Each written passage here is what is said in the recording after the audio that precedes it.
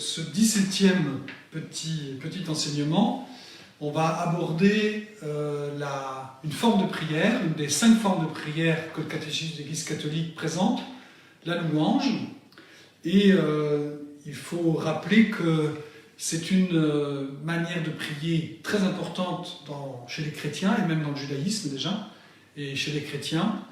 Et je vous renvoie déjà dans un premier temps au parcours gratitude, sur la gratitude, que vous avez en partie sur YouTube, mais aussi sur le site de la paroisse. Vous avez tous les enseignements avec le livret, et je vous encourage encore une fois à faire ce parcours. Donc, la louange est une forme de prière importante, capitale même, et qui est parfois négligée, tout au moins dans certaines formes de cette louange sont parfois négligées chez les catholiques. On en trouve chez nos frères protestants, en particulier évangéliques, ils ont redécouvert une louange plus spontanée, plus gratuite. Voilà, et c'est aussi notre patrimoine, nous sommes invités nous-mêmes à découvrir. Il faut déjà se dire que dans la Bible, il est question de louange, très régulièrement. On voit, à partir du moment où le peuple hébreu est libéré dans l'Ancien Testament de la servitude, eh bien il y a un très beau cantique d'action de grâce, Exode 15, qui nous fait rentrer dans une véritable louange. Tous les psaumes de l'Ancien Testament, tous les psaumes sont des psaumes de louange, même les psaumes dits qu'on appelle pénitentiels sont toujours des psaumes de louange. La psalmodie est une manière de louer Dieu. Et puis, alors je pourrais bien sûr multiplier les exemples, puis aussi dans le Nouveau Testament, on trouve beaucoup de moments où il y a de la louange. Jésus lui-même rend grâce à certains moments, mais l'explosion de louange, alors je passe en particulier sur ces beaux chants de louange de la Vierge Marie dans le Magnificat. Et puis, mais on voit dans le Nouveau Testament, l'explosion de la louange se vit à partir du moment où Jésus meurt et ressuscite pour nous, à partir de la résurrection du Seigneur, et surtout à partir de la Pentecôte, comme action de l'Esprit dans l'Église primitive. Et donc on voit très régulièrement ce chant de louange qui s'élève dans cette première Église. On en trouve donc, l'Église n'a jamais arrêté de louer Dieu, et l'Eucharistie, c'est action de grâce, c'est une action de grâce, c'est ce que ça veut dire en grec, et c'est une louange. Mais comme l'Eucharistie est imprégnée de l'intercession de l'Église aussi, parfois on perçoit moins la démarche de louange de l'Eucharistie, et puis aussi l'Eucharistie est imprégnée aussi d'un type d'adoration qui est devant la grandeur de l'amour de Dieu qui se manifeste à nous, eh bien tous les genoux fléchissent, et donc nous rentrons dans un type d'adoration qui est propre à cette démarche. Et dans la démarche liturgique, de fait, il y a une louange, on va dire, contenue par différents aspects. Les anges au ciel sont aussi dans la louange. Mais donc la liturgie eucharistique nous invite à la louange, mais parfois il nous faut savoir la déployer davantage et suivre les recommandations que nous fait la parole de Dieu, en particulier Saint Paul, par exemple dans l'épître aux Éphésiens, au chapitre 5, versets 19 à 20, « Dites entre vous des psaumes, des hymnes et des chants inspirés, chantez le Seigneur et célébrez-le de tout votre cœur. À tout moment et par toutes choses, au nom de notre Seigneur Jésus-Christ, rendez grâce à Dieu le Père. » C'est une invitation avec insistance. Les saints sont rentrés dans cette dimension de louange. Ils ont vécu cela, chacun selon aussi son charisme, mais tout de même, alors pour en citer simplement deux, Saint François d'Assise est un chantre, il loue le Seigneur pour tout, et pour la création, pour la rédemption. Sainte Thérèse de Lisieux aussi. Et puis on pourrait bien sûr multiplier les exemples. Encore aujourd'hui, l'Église redécouvre la louange, des fidèles chrétiens découvrent et redécouvrent la louange. Et je voudrais vous recommander un livre qui est sorti déjà il y a pas mal d'années, de Merlin Carothers, La puissance de la louange.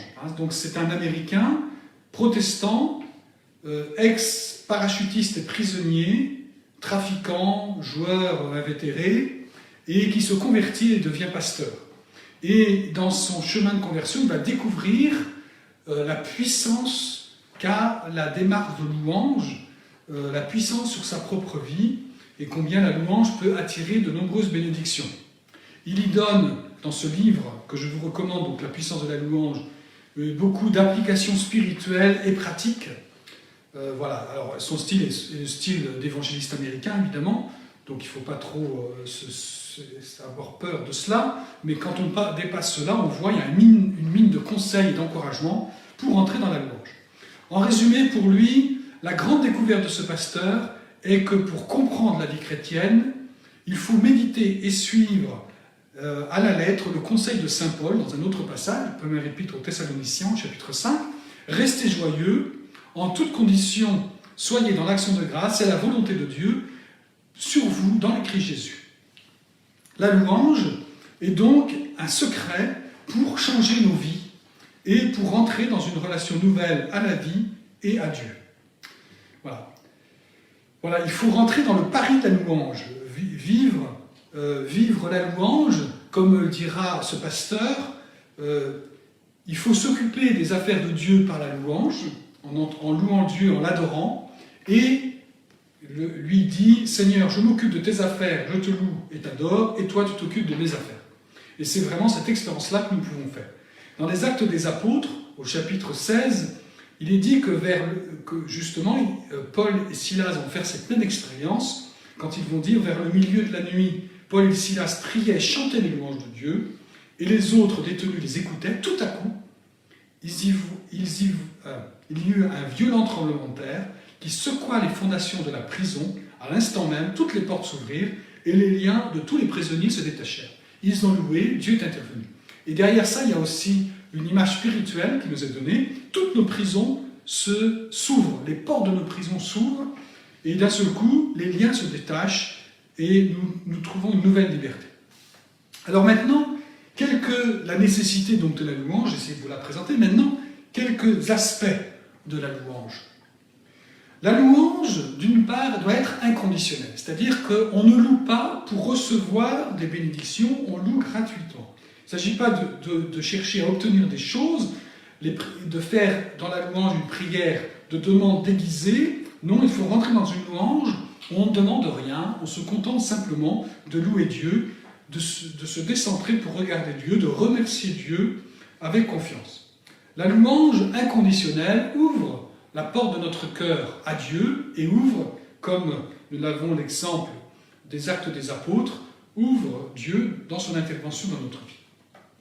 Deuxième aspect, donc le premier aspect, louer inconditionnellement. Deuxième aspect, choisir la louange. La louange se choisit. De la même manière qu'on choisit d'aimer, que nous avons une volonté qu'il nous faut exercer, bien de la même manière, il faut choisir. Nous pouvons délibérément choisir fermement d'aimer et de louer dans la foi.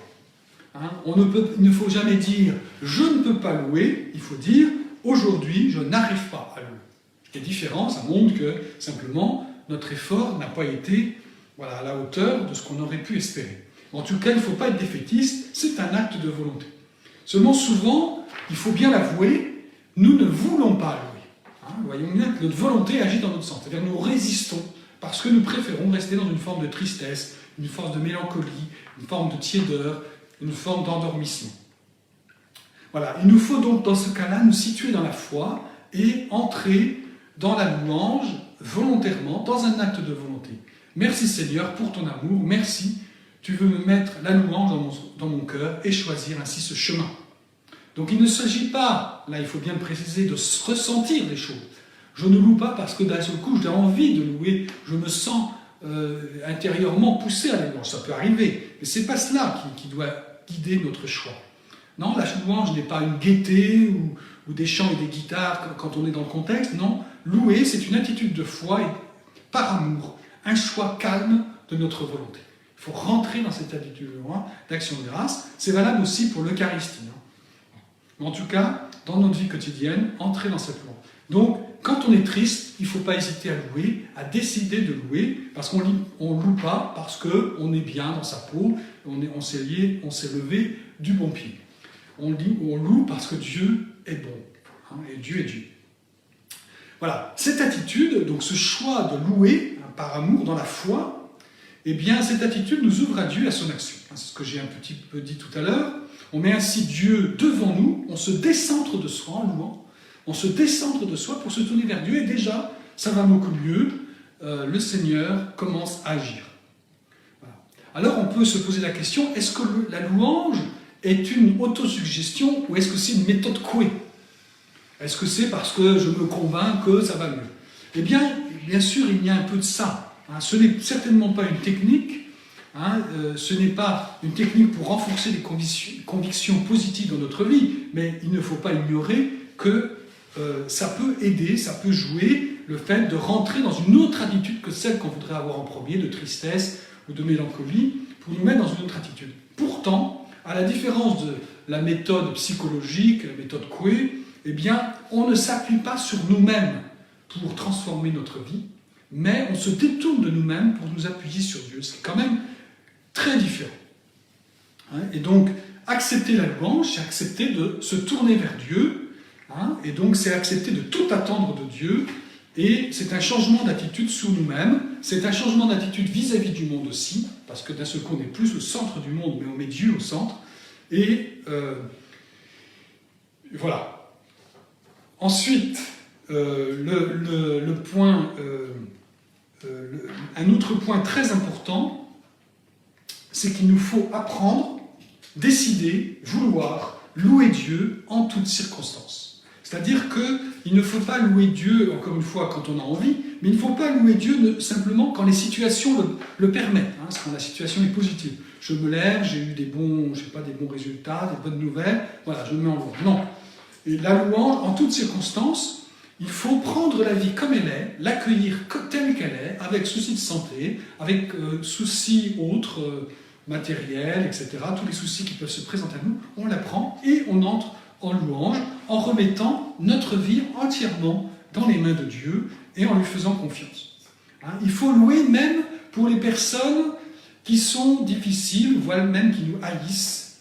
Le Seigneur nous invite à aimer nos ennemis, eh bien, louer pour ces personnes-là aussi, parce que, pour ce qu'elles sont, telles qu'elles sont, pour les remettre, elles aussi, dans les mains de Dieu. Donc, même quand on a des difficultés relationnelles, ce n'est pas une excuse pour ne pas louer. Puis, un aspect très important, c'est qu'il ne faut pas chercher à changer l'autre. Le but de la louange, d'ailleurs, toujours le piège, c'est de vouloir changer l'autre au lieu de se changer soi-même. Il faut toujours se changer soi-même, et la conversion est toujours possible, quelles que soient les circonstances.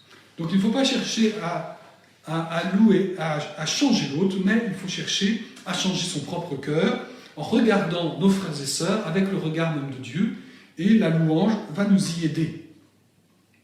Bien sûr, donc je vous disais, en toutes circonstances, dans les moments difficiles, dans les moments d'épreuve, au contraire, il faut presque se décider davantage à louer Dieu.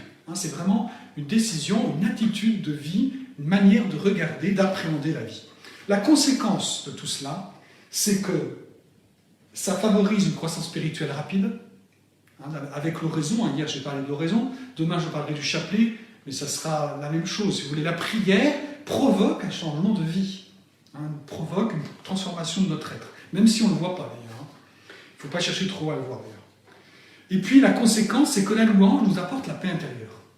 J'ai déjà parlé de la question de la paix. La louange nous libère les puissances divines en nous. Le Seigneur peut agir davantage. Le Saint-Esprit prend davantage de place en nous, car c'est lui qui prie en nous et qui loue.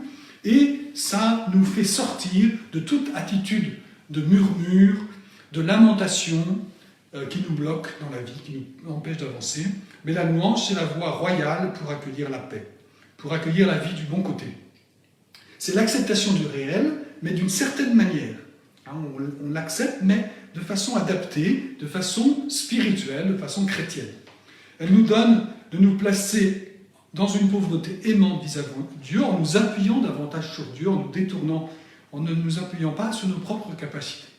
Si on croit vraiment que Dieu est présent, alors quelle meilleure attitude que de se mettre entre ses mains avec joie et amour, comme un enfant dans les bras de sa mère. Voilà. Donc, entrer dans la louange, c'est accepter de vivre un chemin de conversion, et c'est un aspect important du chrétien. Le chrétien est quelqu'un qui est dans la joie et qui loue son Seigneur, parce qu'il l'a sauvé et parce qu'il l'accompagne et qu'il l'aime.